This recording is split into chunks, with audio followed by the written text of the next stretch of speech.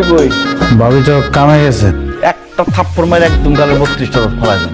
ভাবি সম্পর্কে কিভাবে কথা বলতে জানোস না? ভাই আমি সত্যি কথা কইতেছি, ভাবি নিজের মহল্লায় চান্দা উঠে গেছে গা। তোর এক কাজটাই কেন? ভাবিরে বুঝাইছি, হ্যাঁ আমার কোনো কথাই শুনে না। এটা কোনো কথা হইল? আমারে জানাবি না তখনই? ভাই ভয় পাওয়ার কোনো কারণ নাই, আমগো পোলাপান কিন্তু ভাবির লগই আছে। আর ভাবি যে জিনিস, যে স্পিড, এর দ্বারা সব সম্ভব।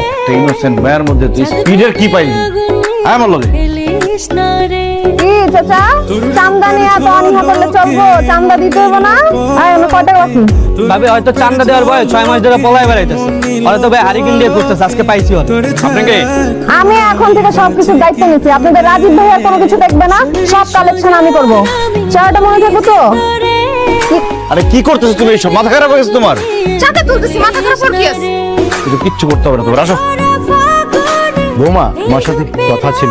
হ্যাঁ চাচা বলেন। শুনলাম তুমি নাকি আজকাল এলাকায় চাঁদা তুলতেছো। যা শুনছেন ঠিকই শুনছেন। এতদিন আমার জামাই করতো, এখন আমি করব।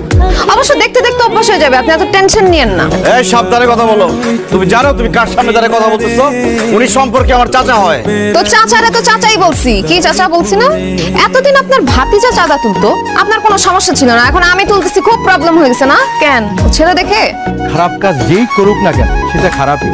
মেয়ে মানুষ হয়ে রাস্তায় চাঁদা তুলতে যে খারাপ দেখা যায়, এটা বলছি না তোমাকে আমি? তারপরও তুমি আজকে রাস্তায় বেরোচ্ছ কেন? বেরোইছি চাঁদা তুলতে, আর আমি অবশ্যই বাইর হব। মানুষ আমারে কে কি বলছে এটা আমি কেয়ার করি না, ঠিক আছে? লাবণী, তুমি কিন্তু আমার সম্পর্কে জানো না। ধৈর্যের কিন্তু একটা সীমা আছে। আমি কি করব আমি কিন্তু নিজেই জানি না। কি করবা তুমি? হ্যাঁ, মেরে ফেলবা আমাকে? হ্যাঁ মাইরা ফেলবো। তো মারো, মারো আমাকে। কই মারো, মারো। এই থামো তোমরা। নিজেরা যদি তোমাদের মান সম্মানের কথা না ভাবো, তাহলে আমি বা আমরা কি করব? সমাজের চোখে যে কাজটা অন্যায়, সেটা গায়ের জোরে, ক্ষমতার জোরে অনেকেই করতে পারে, কিন্তু সেটার ফল ভালো হয় না বৌমা। আমি সেটাই ওকে বোঝানোর চেষ্টা করছি। ওকে বোঝানোর জন্যই আমি চাঁদাবাজি করতে রাস্তায় নামছি। মানে তুমি আমার জন্য রাস্তায় বের হয়েছো চাঁদাবাজি করতে? হ্যাঁ, কারণ আমি তোমাকে একটা জিনিস বোঝাতে চাইছি। কারো ইচ্ছার বিরুদ্ধে কোনো কিছু করলে তখন কেমন কষ্ট লাগে। এই যে আমি তোমার ইচ্ছার বিরুদ্ধে এখন কাজ করতেছি, তোমার কষ্ট লাগতেছে না? হ্যাঁ কষ্ট হচ্ছে।